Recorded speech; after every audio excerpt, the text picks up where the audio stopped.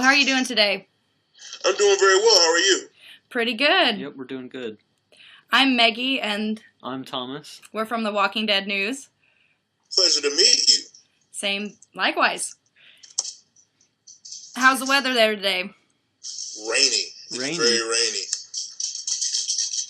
It's actually really nice here. We're from Indiana. Are you in New Orleans?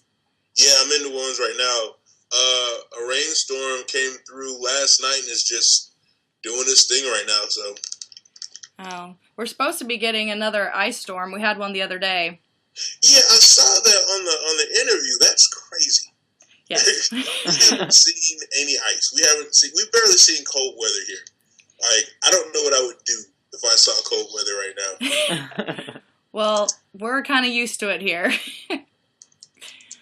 But kind of like as an icebreaker question, we've already asked Lou and Vincent coffee suggestions or drink preferences. I saw that yesterday, and I was on the fence about how to answer, but you know what? I gotta answer honestly. I live in New Orleans, man. I put whiskey in things. Well, that's always good. Spice it up a little bit. Spice it up a lot. Well, yeah. I think we left off with you getting the role of Tiny and how all that went down. Okay, yeah. So I was actually very pleasantly surprised. Like a few other guys, I know Vincent said, we ready for the role of Mouse. Yeah. And we're all in the trailer, and he was like, yeah, so who's Mouse? And the writer was actually in the trailer with us, and she was like, yeah, there was no mouse. You know, and she explained to us how everything had to be really clandestine and on the low, and it was, that was actually really cool to me. That was like, I was like, okay, we're in for some real, you know, we're in for some real shit right now. Like, this is apparently a bigger deal than I thought. So I was very excited, especially from that point. Sweet. So you kind of mentioned that your friends had known about The Walking Dead. Were you aware of how popular the show was, and were you a fan of it? I was not. I was not aware. I hadn't seen the show. I actually don't watch a lot. I didn't watch a lot of TV. I watch a bit more now, but yeah, it was just like, all right, well, apparently it's a big deal. My best friend, especially, he's still back in Atlanta. He actually cussed me out for having not seen it. Like he actually used some very harsh words. But yeah, it was very interesting. It was I'm glad I didn't see it first. You know, I didn't, especially with the changes they made. And the progress they made into the third season. I'm glad I hadn't seen the first and second season, because I would have had that tone in mind when we started, taking on these characters, and it was completely different. Like it was much more, it was much grittier. It was darker, especially, and for a show like The Walking Dead, like, to go darker, it's kind of crazy, but yeah, it was like. It was harder. It was just everything was stepped up a few levels. So I'm really glad I hadn't seen it yet. That's good. So you're all caught up now, though? Oh yeah. Actually, I do have to watch last night's episode. I watched the Oscars instead. Oh. Yeah. Was you happy with the Oscars? I mean, I'm impartial. I didn't have any favorites because, like, if I ever have a favorite for it, that's why the reason why I don't gamble is because my favorites don't win. Yeah. But yeah, I thought everything turned out really well. Seth MacFarlane, but other than that, it was a really cool experience. I was actually on Facebook with some friends of mine, and we were just going back and forth comments and everything. Yeah. So vodka cranberry and Oscars and some friends of mine. I'm actually recovering from the flu, so I got invited to a party, but I wasn't trying to be around anybody. Yeah. Yeah. Well, we hope you feel better. I appreciate it. I actually feel a lot better right now. Good. Just being out in the world, but I'm actually glad things went the way they did this past weekend. Like, I got a lot of time to rest. That's good. That's always important. So, was there anybody in particular you bonded with on the set? Everybody there was great. Like everybody from the crew to the medic to the director to the actors. Vincent, Lou, and Marquise and Nick Gomez was great. And actually, Nick came from New Orleans, as did I. He left about 2 hours before I did because I was about to try to catch a ride with him. But actually, there is a guy, and he's still on the show. He was on the crew, and they actually threw him in Woodbury. Travis Love. The character's name was Bowman, and he and I talked for a while because I'm a fighter, and so I was trying to stay in shape while I was there, and he's health nut, so we were like in between takes doing push-ups and stuff, and he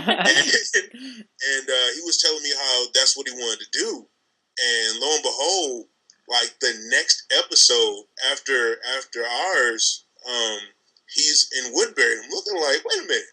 All right. Yeah, so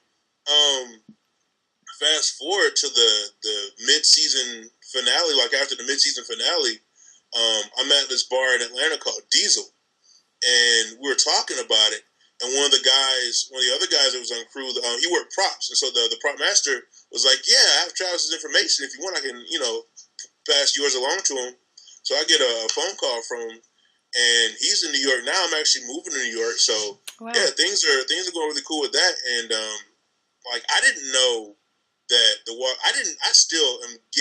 I'm still being blown away about how big The Walking Dead is. So Yeah. like conventions and stuff, I had no clue. I didn't know that there was people coming out to see us.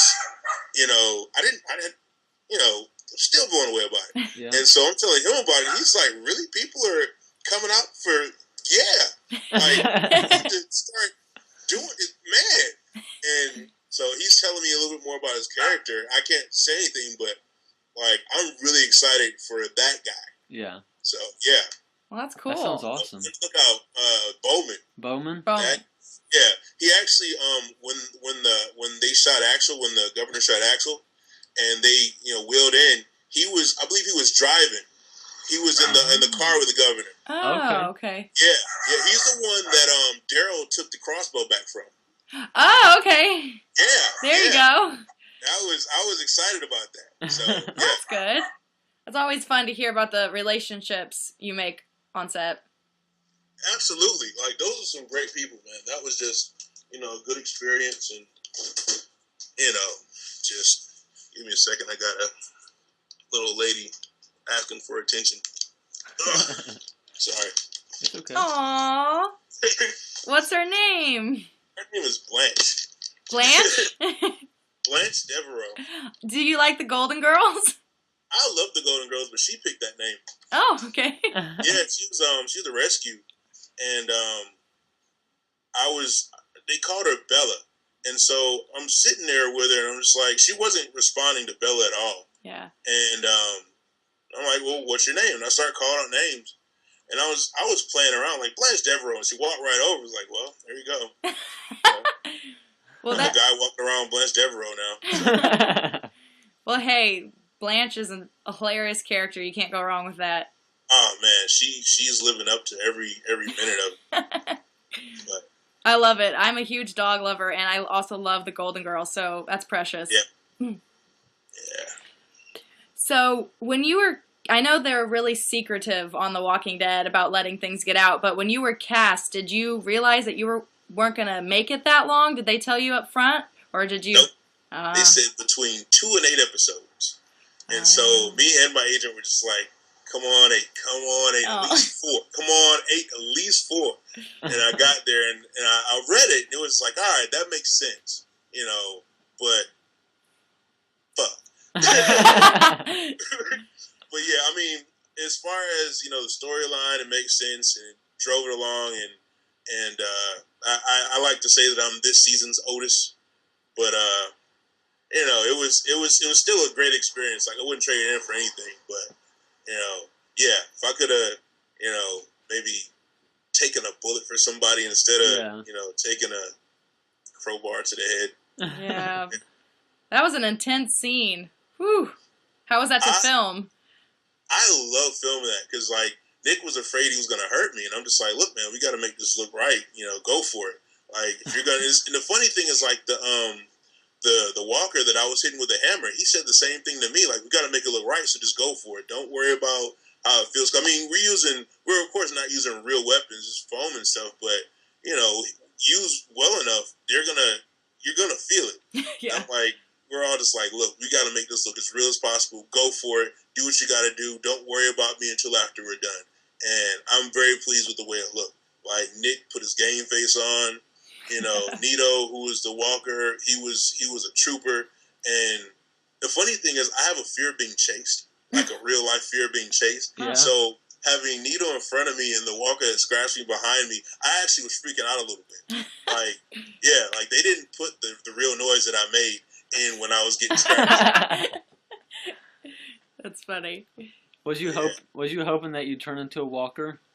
Actually, yeah, because this like me and my friends, we always joked about the zombie apocalypse, and it's like I would be the most terrifying walker ever. Like, just a headshot for me is a whole head above anybody else anyway. Yeah. But I just think it would look really cool too.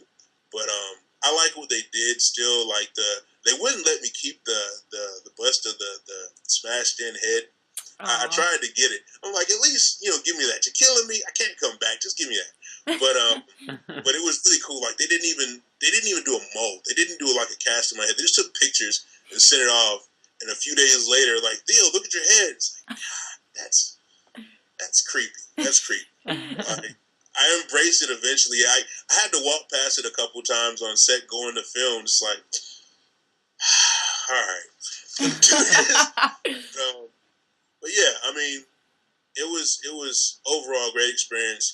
Greg's, I mean, he's a master at what he does. Everybody there is masterful.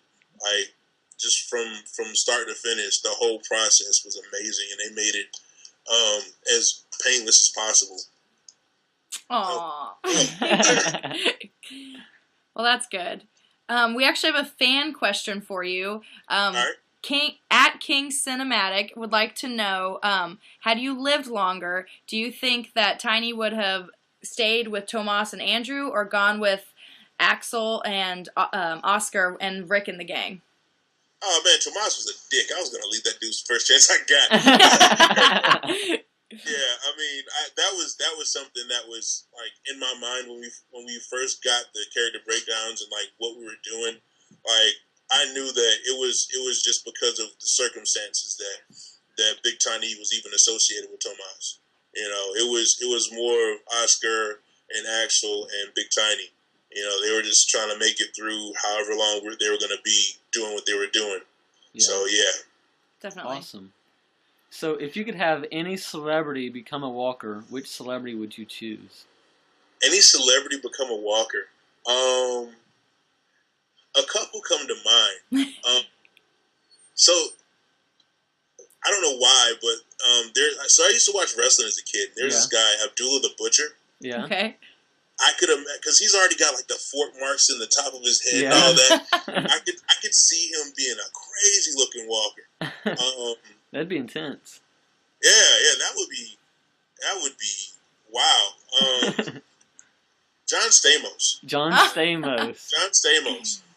John Stamos would be. It would be hilarious just for me and my friends. But that'd be awesome. Yeah. So. Maybe Cher. That would be funny. Yeah. That's a good one. But, yeah. I mean, I think a lot of people would be really interested as a walker. Yeah. Definitely.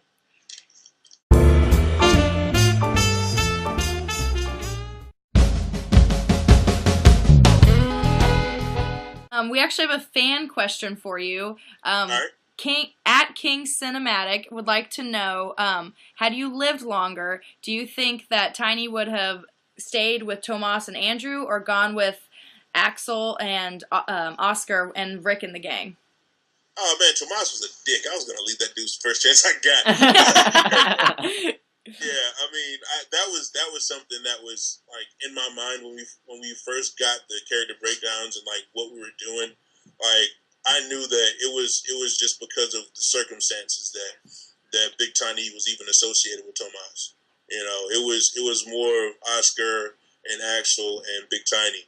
They were just trying to make it through however long they were going to be doing what they were doing. Yeah. So yeah, Definitely. Awesome. So if you could have any celebrity become a walker, which celebrity would you choose?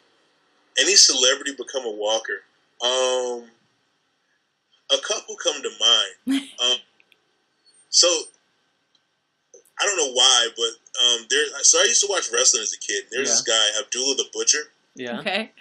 I could have, because he's already got like the fork marks in the top of his head Yeah. and all that. I could see him being a crazy looking walker. That'd be intense. Yeah, that would be wow. John Stamos. John Stamos. John Stamos would be. It would be hilarious just for me and my friends. But That'd be awesome. Yeah. So maybe Cher. That would be funny. Yeah. That's a good one. But yeah, I mean, I think a lot of people would be really interested as a walker. Yeah. Definitely. Do you have any special memories or funny moments from set you'd like to share? Actually, yeah. So I can't remember what we were talking about. Oh, Irony had sprained his ankle like the summer before, right? Yeah. And his uncle was telling him about this home remedy. And he was talking, like, I think it was the first day we got there, and he was like, you take some red clay. and that's just dirt. That's just dirt in Georgia. And you take some red clay and some apple cider vinegar, and you mix it up, and you wrap it around your ankle, and you give it like I think it said like a week, and it'll be better. And I just kept thinking, like, that's the most random. What does dirt and vinegar have to do with a sprained ankle? And so I just kept joking about it. Like, every time he was telling somebody about it, I would happen to be walking into the room. So all I would hear is, you get some red clay and some apple cider vinegar. And after a while, he would know it was coming, and he would like, watch this. He gets some red clay. And they did an interview for like, just AMC behind the scenes, whatever, and they were looking at the scratch. And I'm like, you know what? If Rick would have just got some red clay, some apple cider vinegar, it'd been all right. They probably had no idea what you were talking about. Huh? They probably had no idea what you were talking about. Yeah, I was just like, ask Irony. He'll tell you everything. That's hilarious. I'm a big fan of inside jokes. Me too. So, what projects are you currently working on? We saw some stuff on the internet. Any movies? Any more TV? I'm waiting on 3 projects to come out. I had a small part in a movie called Barefoot. It's a remake starring Scott Speedman. Oh. There is Motel. I got to work with Robert De Niro and John Cusack and Rebecca DaCosta. Oh, that's awesome. I get to have a shootout. I'm a big fan of stunt work. I love anything physical. Yeah. Like, that's another thing I loved about this part. There's no stunt double for me, so I get to do all this really cool stuff. And then there's a movie called The Starving Games. It's a spoof of the Hunger Games. Yeah. It's coming out later this year, and I'm really excited about that. That's going to be really, really fun to watch. That's cool. That all sounds exciting.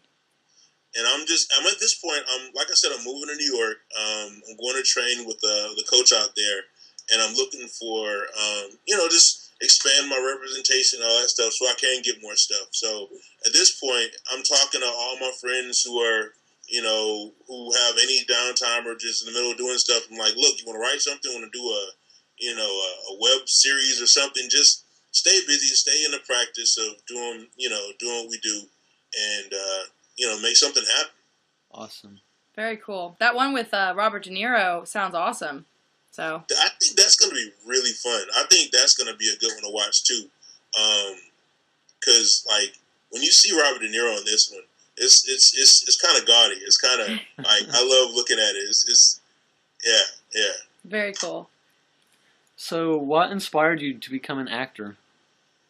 My mom. Your mom? I've always been I've always been a performer. I come from a family of artists. My mom actually got me into massage therapy.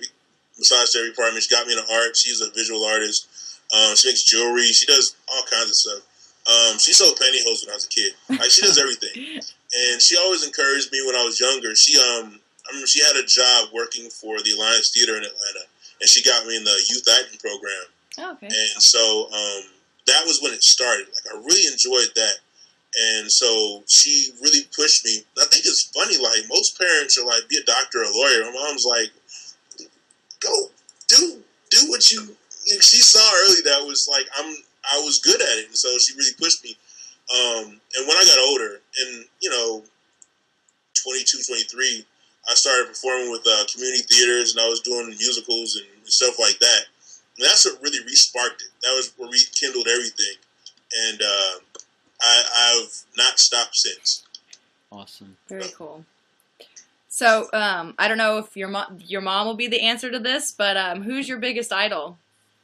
I don't have idols. I have influences, Okay. and the world is my influence. As an actor, we are blessed with the opportunity to take a story and to tell as much of any part of it as we can. So, I look at everybody. I look at the president. I look at the guy at the car wash. I look at a bum on the street. I look at John Cusack, Robert De Niro, all of them, because everybody's got a story to tell, and at some point you might be charged with the duty of telling that story.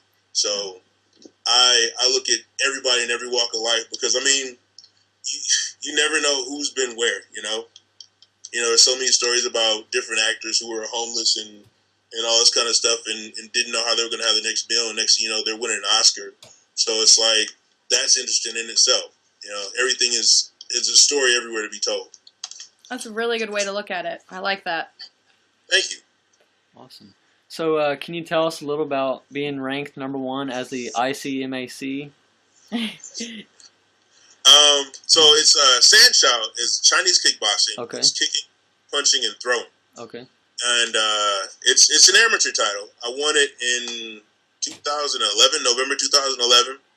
And it was a lot of fun. It was a tournament in Orlando. A lot of really good fighters from a lot of different places. I actually had to win. I had to go to the North American tournament, which is the July before. And the funny thing is, like, I won't say I got robbed. I didn't win the match. They felt that the other guy won it on points. And he was at the next tournament. He was like, I'm not fighting you again. I'm sorry, I'm doing it. So that was fun. I ended up having to, in the final match, I ended up fighting actually the guy I rode down with. Oh, really? Yeah. He drove the bus. So that was an awkward ride back. But it's a lot of fun, man. I enjoy fighting, just to stay in shape. I've always been competitive. I actually started out in judo. Like, my judo teacher's in Atlanta, and he's still encouraging me to practice and to compete there. And I found a coach out here, Spider Hemphill, and he was a former Army boxing coach. He's a world champion kickboxer several times over, and a great coach. And he really pushed me to go for it. And so we went, and I won. That's awesome. That's really cool. I think it's really interesting to talk to you. You're so diverse. Massage therapy, acting, fighting. So you seem to be into a lot of things. I don't like standing still, but I don't like being bored either. Like, I like to get involved in, like, just whatever's actually going on. Like, if I were sitting in a cubicle still, I won't say I'd have shot myself by now, but I'd have felt like it. But, there's so much stuff going on. It's like, especially in New Orleans, like, there's no way I couldn't have gotten into all this stuff, Mm-hmm. Like, if you look at just the traditions, like Mardi Gras, you get people from all walks of life, like, just showing their ass, And, it's amazing. It's like, I got involved with a group called the 610 Stompers, Mm-hmm. which is the New Orleans' first all-male dance group. Yeah. Okay. And so we danced in the Mardi Gras parades. Actually, the year they started was the year that the Saints won the Super Bowl. So they started out and the Saints Day Parade, which really took things off, and gotten to perform at the Macy's Thanksgiving Day Parade in New York. Oh. Got invited to perform for New Year's in London. Weren't able to do that, but I think we're going to be at the Kentucky Derby this year. Sweet. Yeah, so it's and I mean these are like doctors and lawyers and stuff. Yeah. Like powder blue shorts, gold shoes, high 80s socks, and a red jacket. Like just out there getting it, you know. That's great. So, yeah, I mean it's a lot of fun. That's awesome. So, some of your other castmates do conventions, like for The Walking Dead. Have you been asked to do any conventions? Like I said, I didn't know about it at first. Yeah. I actually ran into Nick Gomez at a convention here, and I'm looking around like, why hadn't anybody told me about this? That was like late last year, and so actually I cut my teeth on a convention. Sorry, the truck passing. A convention, Days of the Dead in Atlanta. Yeah. Friends of mine were actually sponsoring it. I actually worked at a haunted house before I moved here, and the haunted house was sponsoring one of the sponsors of that convention. So I made a phone call, like, "Hey, you think you could get me in on this?" And they got me a table, and I'm checking it out, and it's amazing. It's freaking amazing. Like I've done one more since, and my calendar is slowly but surely filling up. I crossing my fingers might be going to Canada soon. Wow. Which I don't know what it is about Canada, but I've always wanted to go to Canada. Like I don't know. I think the second I set foot on Canadian soil, I'm just gonna like turn into vapor or something. I don't know, but I'm so excited about that. There's the what is it? Steel City Con in Pittsburgh. There is, I think, Chiller in New Jersey. Mm-hmm. Fanboy Expo in Knoxville. There's a few of them coming up, and I'm very excited about each and every one of them. Like this is, it's also a chance to get to see people who are excited about the show as I am. Mm-hmm. And I think that's the biggest part. Like people, the people who make it possible, the people who made what I'm doing worth doing. So Very true. it's definitely a chance to get to see some of them and to interact with the people that I to talk to on Facebook and Twitter too. It's like that's another thing I love. I find out about a lot of conventions through people who I interact with. Like, Mm-hmm. have you heard about this? We'd love to see you at this one. Are you coming here? When are you going to be in Texas? Stuff like that. So I love taking those requests, and I love hearing about who's doing what where, because I want to come do it too. Definitely. That's very cool that you want to be involved in that. Absolutely.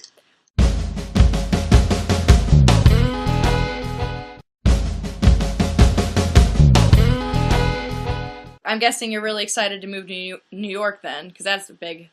Oh man, I can't wait. And it's so funny. Like when I made the decision to move, I look and like a big chunk of my friends are already living there now.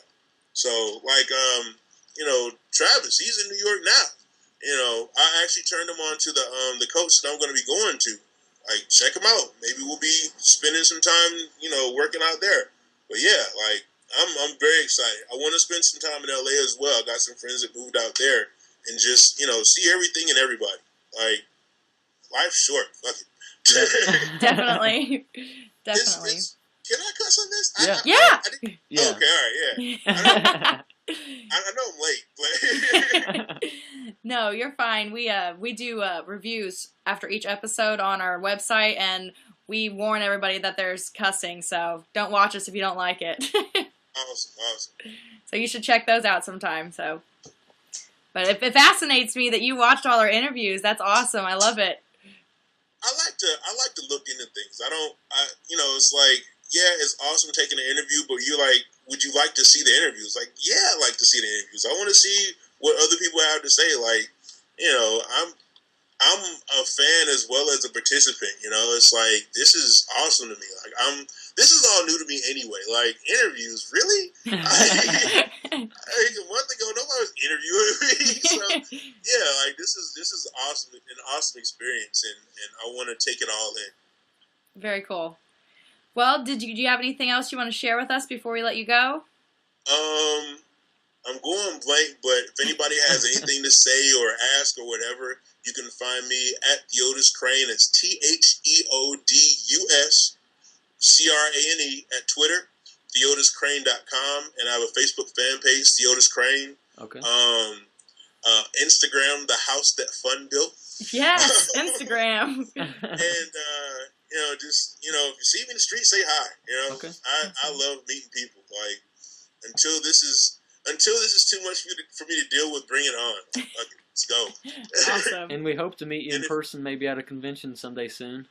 Man, if you guys come to New Orleans, oh my God, if you guys come to New Orleans, we're gonna have a party. Okay, sounds good. I love The Walking Dead news. This is Theodus Crane. Thanks for having me. Awesome. You're the best. Thank you. Now you give that beautiful dog some love for me, because I love dogs. As soon as I find her, she ran off a minute ago. Well, I hope you find her. I saw her a second. I saw a flash of her tail run past, so I hope she's not all getting pregnant. But yeah. All right. Well, thank you so much for talking with us today. It was a pleasure. We had a blast. Yep, it was nice to meet you. Thank you. It was nice to meet you guys. All right, and fingers crossed for Dragon Con and other conventions. Absolutely. We'll tell everybody how great of a guy you are, and hopefully we'll be seeing you. I was out in the street. Sorry. All right. Thanks, guys. All right. Thank you so much. All right. Yep, Bye. Bye.